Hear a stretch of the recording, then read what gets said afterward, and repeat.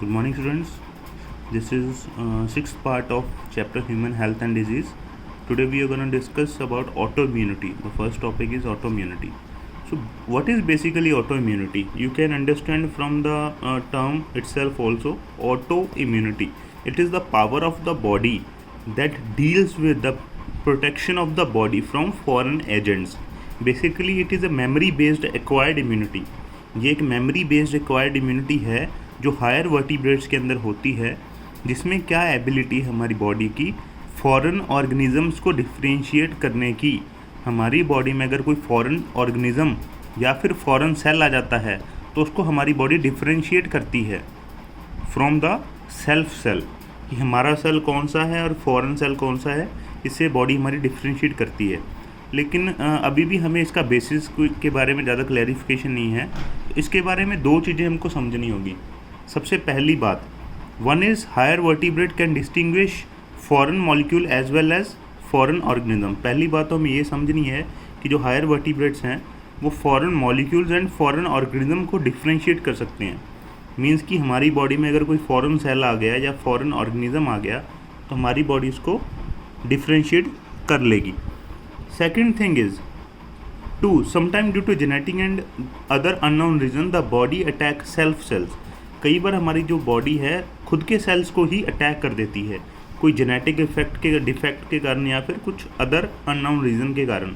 इसको हम बोलते हैं ऑटो इम्यून डिजीज़, जैसे कि rheumatoid arthritis which affect many people in our society is an auto immune disorder. ये बोन्स वगैरह की कोई प्रॉब्लम होती है, rheumatoid arthritis.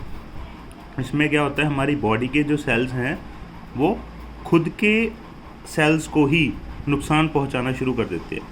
The next topic is immune system in the body. Basically our body is contained with a well defined immune system. Human immune system consist of lymphoid organs, tissues, cells and soluble molecule like antibodies. As you have read, immune system is a unique in the sense that it recognize foreign antigen, respond to these and remembers them. मतलब हमारी body के पास special power होती है, antibodies होती हैं जो foreign sales को, foreign antigens को रिकॉग्नाइज करती हैं एंड उनको रिस्पॉन्स करती हैं और रिमेंबर भी करके रखती हैं। उनको याद रखती हैं कि ये ऑर्गेनिज्म ने हमको अटैक किया था और अगर दोबारा ये ऑर्गेनिज्म आया तो हम उसको साथ के साथ ख़त्म कर देंगे, अटैक कर देंगे इस पर। Immune system also plays important role in allergic reaction, autoimmune disease and organ transplantation. तो फर्स्ट इज लिम्फॉइड ऑर्गन्स। ये ऑर्गन्स होते हैं जो वेयर ओरिजिन एंड और maturation and proliferation of lymphocyte अकर।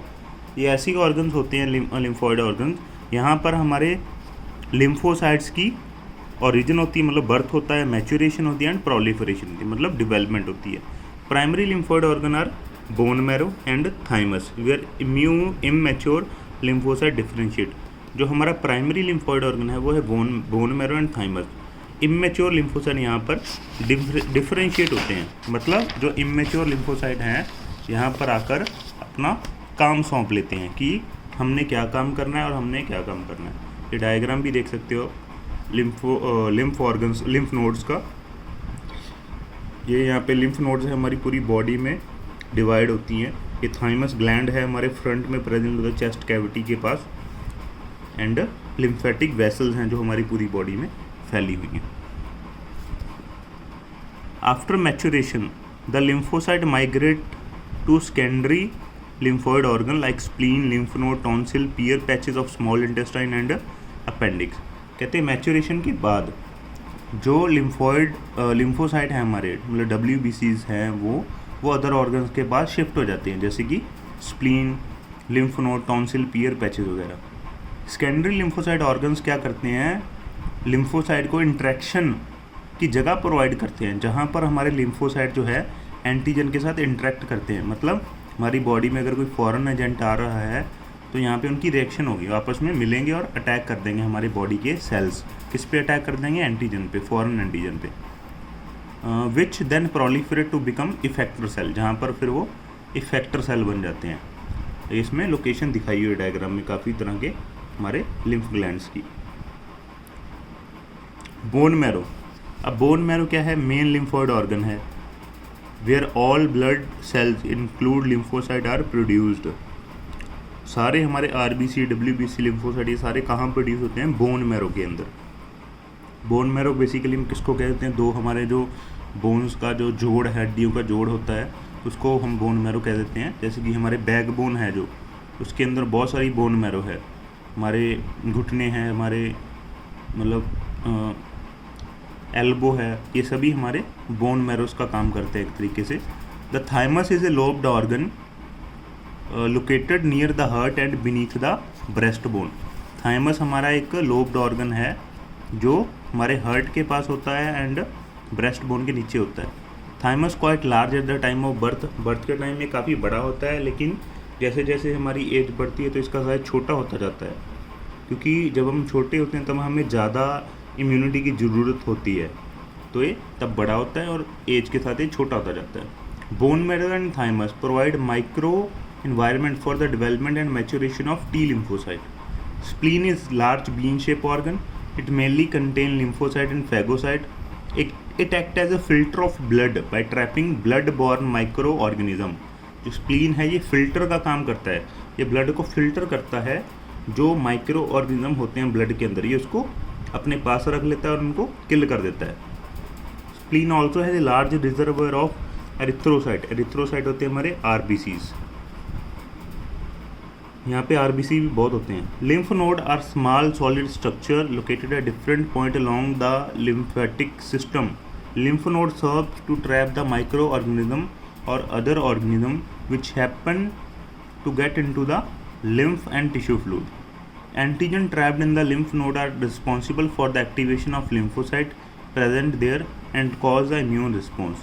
कहते हैं जो एंटीजन्स होते हैं हमारे, जो लिम्फ नोड के अंदर ट्रैप हो गए, वो हमारे इम्यून रिस्पॉन्स को एक्टिवेट करते हैं। जैसे कि आपको एग्जांपल देता हूँ, मान लीजिए हमारे अंदर कोई बैक्टीरिया या वायरस आ गया, तो वो कहाँ चला जाएगा? हमारे ब्लड के जरिए लिम्फ नोड्स के अंदर, वहाँ पे लिम्फ नोड उसको ट्रैप कर लेंगी। और वहाँ पर हमारे लिम्फ नोड्स के अंदर और क्या होते हैं? हमारे डब्ल्यूबीसी या फिर लिम्फोसाइट। लिम्फोसाइट जब उन एंटीजन को, बैक्टीरिया या वायरस को हम एंटीजन बोलते हैं, उनके साथ जब इंटरेक्ट करती है तो लिम्फोसाइट एक्टिवेट हो जाते हैं और उनको किल कर देते हैं। तो there is lymphoid tissue also located within the lining of major tract. हमारे जो लाइनिंग है, जैसे कि रेस्पिरेटरी, डाइजेस्टिव, यूरोजेनिटल ट्रैक, उनके अंदर भी लिम्फोइड टिश्यू होते हैं, जिसको हम बोलते हैं mucosa associated lymph tissue, MALT, MALT भी बोल देते हैं। It constitute about 50% of the lymphoid tissue in the body. ये very very important point this is. And 50% जो हमारा लिम्फोइड टिश्यू है बॉडी के अंदर, वो म्यूकोजा एसोसिएटेड लिम्फोइड टिश्यू के अंदर प्रेजेंट है। म्यूकोजा एसोसिएटेड लिम्फोइड टिश्यू क्या है, इसको दोबारा समझिए। जो हमारे मेजर लाइनिंग है बॉडी की, जैसे कि रेस्पिरेटरी ट्रैक की लाइनिंग, डाइजेस्टिव ट्रैक की लाइनिंग एंड यूरोजेनिटल ट्रैक की लाइनिंग। यूरोजेनिटल ट्रैक्स कौन से होते हैं?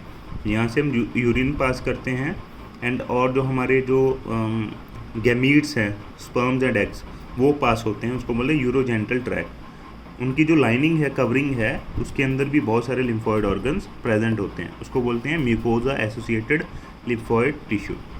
सो this is our today's topic and tomorrow will discuss about the disease AIDS. इसके बारे में पूरी जानकारी कल को शेयर करेंगे, इसका एक डायग्राम भी, इसको भी समझेंगे। Thank you.